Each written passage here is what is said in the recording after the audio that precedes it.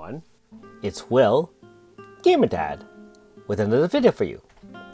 So again, here in North America, it is Valentine's Day. So hopefully you have had a chance to spend some time with your special someone. And if not, hopefully you have time to play the game and do some of the new things in the update. Now in tonight's episode of Should You Summon, we do have a few banners, some of which were announced and some of which were unannounced, such as this new Fateful Encounter. And so we will go over all these banners and I'll let you know my opinion on them and, in terms of whether or not you should summon. If you haven't already, make sure you like and subscribe to my channel. I really appreciate it. I also do have a Patreon account for those who want to support me this way. Now, first of all, we do have a Fateful Encounter Zone Quartet 2022 Vernal. And so, as the name suggests, you have one of each element here. So, you can see the odds here. Zeviro AS, Chio AS, Vena AS, and Hardy Normal. Keep in mind that Hardy AS is a Flash Strike zone, whereas Hardy Normal Style is a Firezone setter. And of course, being that this is a paid banner, Eva and some of the most more important or powerful units are in here. I'm just going to check if Iska's... no, I don't believe I see Alter here. Let me just take a look here. Oh yes, Black Clad Swordsman is mentioned as well. And of course, you have the standard, bots, Rainbow Sisters, and Knights. Keep in mind that these zone setters are only upgraded to 5% on the 10th pull, and so it's only a 20% total chance of getting a zone setter, elemental zone setter. The other 80% will be guaranteed 5-star, at least one, being that this is a paid banner.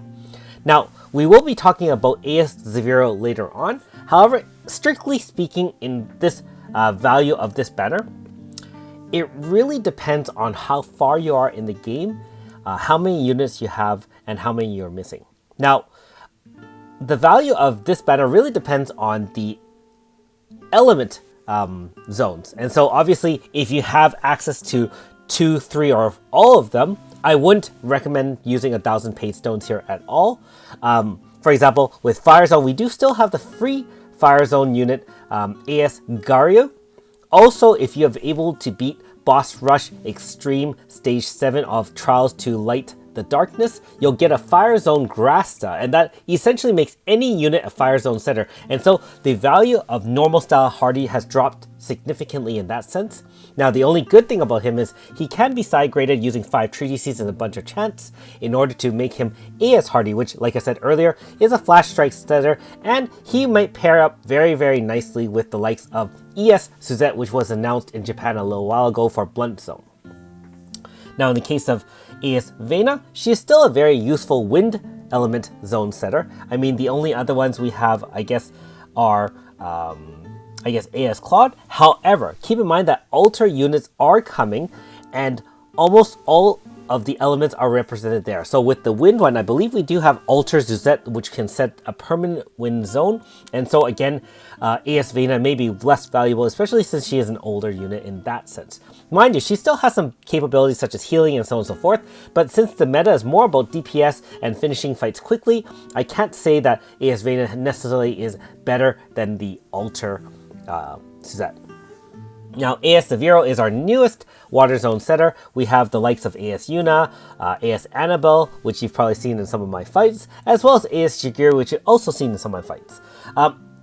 He is, actually being that he's new, he actually is very reasonable for DPS for Water Zone, and he has some healing abilities, some debuff abilities, and so on and so forth. So he's not bad, but again, you're talking about paying 1,000 stones for a 5% chance of getting him, and if you get one of the other 3 units features such as AS Chio, AS Chio is awesome. She is still a very great Magic Zone setter.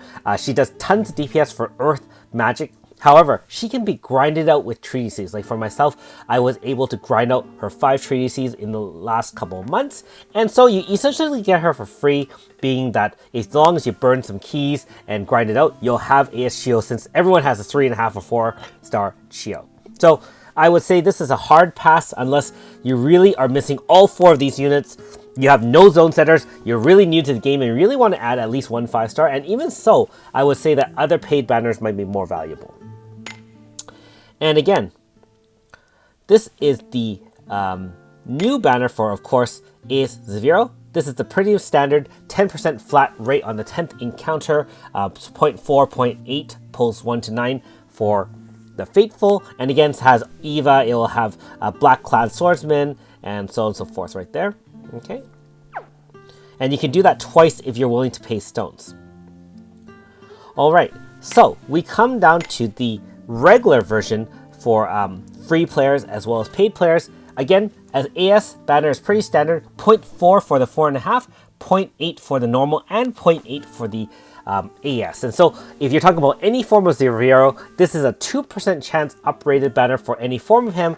And so first things first, if you're looking to add this husbando to your team, this is a very great banner in terms of odds to get him. Keep in mind that you will not have Eva on this banner, or Eva, because of the fact that it's a new unit, and all free banners really only have units up to like 2 or 3 banners before. They don't get the newest ones. Now that being said, what do we think about AS Zeviro, and should we summon on it? First of all, obviously he is a water zone setter. When he VCs in, he stacks some dreads, which is his unique mechanic. He also does water slash AoE, single target times 5, very similar to AS Myris VCing in and hitting random enemies, and is actually not too bad in terms of doing some clearing of early stages, especially if you're new to the game. Nowadays, I don't think people use VCs to clear enemies. However, if you did, you can still use people like Joker or so on and so forth. Now, as a water zone setter, he does have some utility. He's got a mild power and int dual debuff 15%. He has a heal that is dependent on the number of dreads stacked. And so first of all, he can add dreads to the enemy as long as he's in the front line. He also can add dreads with moves, and if the enemies get hit, then they get stacked on dreads. So his 2 AS moves, one is a 30% damage reduction, which is a one-time shield for 3 turns, and obviously you can do it again. And it also gives type up 30% resistance and water type attack plus 50, and it stacks dreads. Not a bad defense. Note that a lot of our more recent units do have almost like a damage reduction barrier. I think ES Iska has it. For example, AS Miyunfa. We are seeing some of these barriers, which are actually very useful in reducing some critical or fatal damage against some super bosses. And finally, his spam attack, water slash single enemy times 3 XL. When you have 10 or more dreads on the enemy, you get 5 hits and his damage goes up. Also in zone, his water zone, it also does more damage. And during the AF, his damage is very similar and scales to the combo multiplier, very similar to AS Tsubame. And thank you very much for Serum, which is one of my YouTube subscribers, for mentioning that yesterday in the patch notes. Now that being said, if you already have a very solid water team that is one of the other water zone setters, I don't think this would be a priority for summoning. First of all, not that I'm any sort of example, but I haven't really had to use water zone all that much for content. Now, we had some most recent Burning Rage boss rush, but you can manage that with other teams. Remember that you can use an elemental water zone, or you can use weapon zones that focus on elemental water attacks. Now, the best example of that is our more recent units, which is Water Magic. We have now True Manifested Mighty. We have Eva, obviously Crystal Magic. We have ES Nagi, Crystal Magic. And we even have Flame Lapis coming up later on. And so if you can form a Magic Zone team by utilizing Water Zone elements units in it, you'll probably do a ton of damage with water type attacks while still having the benefits of Magic Zone protection. Likewise with Pierce Water. So you have AS Sheila, which is a free Pierce Zone setter. It has a dual debuffer. You have AS Foreign, which everyone can grind with 3DCs. You can even add a couple of other Pierce units to your team to really round out that water Pierce, such as AS Leclerc, Yukino, you have AS Hismina, which you've seen, and so on and so forth. However, if you're lacking all of those, or your water damage is just really, really low and you're finding you really want to round out your team, he's not a bad summon. Mind you, one last thing I want to mention. The altar units are still coming. There are plenty of powerful banners coming out. And so one thing to keep in mind is if you absolutely need a Water Zone unit and you really want to add one to your team, I mean, he's not a bad summon. I wouldn't say he's top first priority kind of thing, but he is a Water Zone setter and we don't have any Water Zone setters to summon on right now.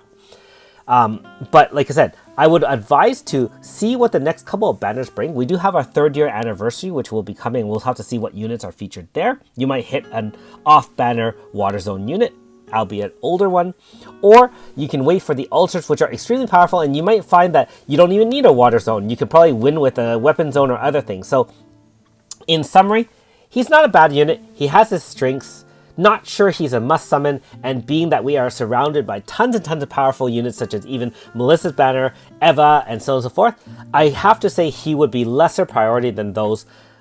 But again, if he's husbando, hey, go for it. Alright, and finally I'll just quickly cover this one. As you know, there are 2 manifest battles featured today, Mighty and Xion. I would not spend stones here.